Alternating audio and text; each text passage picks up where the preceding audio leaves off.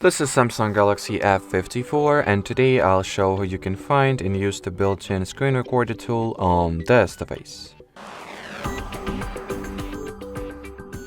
So first, open your control panel, find the screen recorder shortcut or tile here, then tap on it.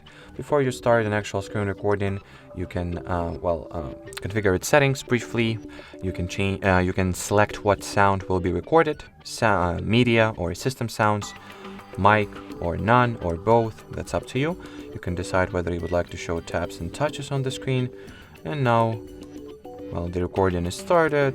As you can see, we have this little toolbar at the top. You can move it around your screen if necessary.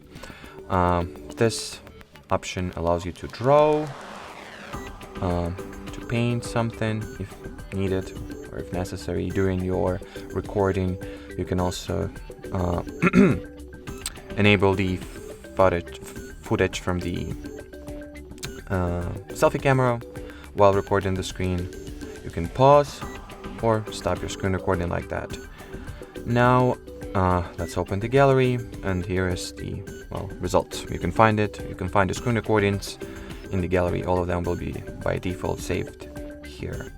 The album that the album that they are getting saved to is called the screen recording. So pretty easy thing to find. So let's briefly watch it, see if everything has been recorded correctly. You can edit as well. Now there are also some screen recorder settings and preferences that you can change. In order to find them, go into settings, additional or advanced features, then screenshots and screen recordings.